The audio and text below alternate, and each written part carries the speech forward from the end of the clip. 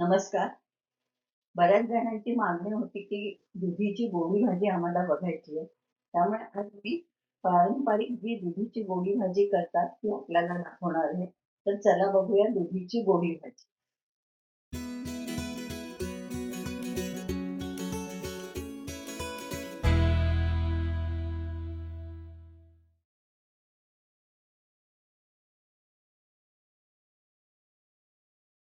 आपण एक मध्यम आकाराचा छोटा दुधी घेतलेला आहे.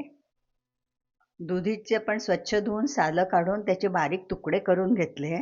काळपट पडतो दुधी म्हणून आपण पाण्यात घालून घेतले आहे. साधारणतः 1 ते 1.5 बाउल दूध घेतलंय. अर्धा बाउल साखर, 50 ग्रॅम मावा, अर्धा बाउल खवणलेला ताजा नारळ, फोडणीला 4-5 वेलची, 1 चमचा वेलची पूड, 1 चमचा साजूक तूप, चवीला मीठ कणी, थोडे केशराचे धागे. आपण गॅसवर कुकर गरम करत ठेवलेला आहे. आता आपण ह्याच्यात तूप घालणार आहोत.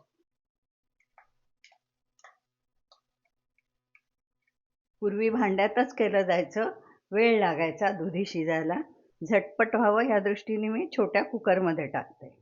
तुपात आपण आता वेलची फोडणीला टाकूया. पूर्वीच्या काळी आमच्या लहानपणी ह्या भाजी खूप व्हायची, कारण आमच्याकडे घर असं होतं की अंगण होतं. त्यामुळे दुधीचे वेल वगैरे आईला भाजीची आवड असल्यामुळे खूप असायचे. तर अशा वेळेस दुधी एवढे यायचे की ते मग दुधीची भाजी नेहमी व्हायची. त्यावेळेस दूध दुभतही भरपूर असायचं. आता आपली वेलची जरा तडतडली आहे, आपण दुधी घालूया. थोडं आपण सवतळून घेऊया. आता ह्याच्यात आपण ओलं खोबरं घालूया. तेही थोडं सवतळून घेऊया. आता आपण थोडंसं खोबरं सवतळून घेतलंय. आपण ह्याच्यात दूध घालणार आहोत.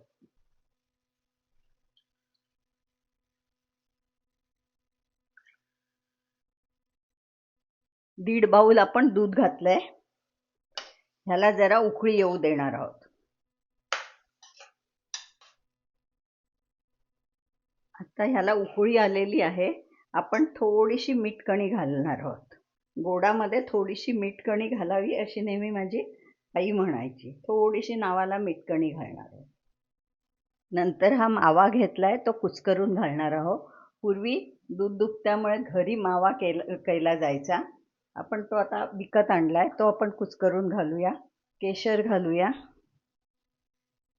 तुम्ही ह्याच्यात बदाम, काजू, बेदाणाही घालू शकतात, पण हे पारंपरिकमध्ये पूर्वी हे काही घातलं जायचं नाही, फक्त केशर घातला जायचा.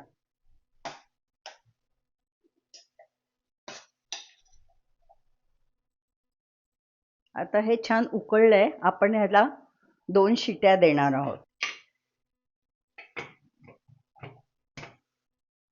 आपल्या 2 शिट्या झालेल्या आहेत. आता आपण कुकरचं झाकण काढून घेऊया. आता छान आपण एकत्र करून घेऊया. हे थोडंसं दूध आपलं राहिलंय, कारण काय होतं दुधीला पाणी सुटतं.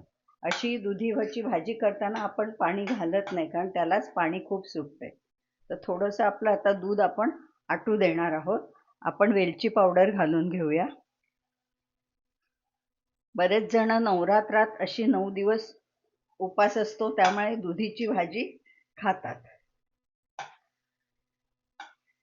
आता आपली साखर वितळायला पाहिजे, त्यामुळे थोडं दूध शिल्लक असतानाच आपण साखर घालणार आहोत.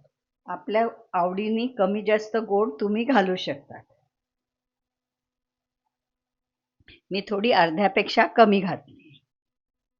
ज्याला साधारणतः गोडसर हवी, जास्त गोडसर हवी असतील त्याने अर्धा घालावी.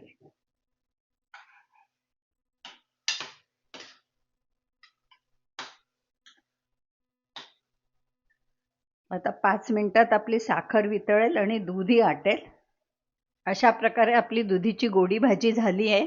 आपण आता ती बाउलमध्ये काढून घेऊया.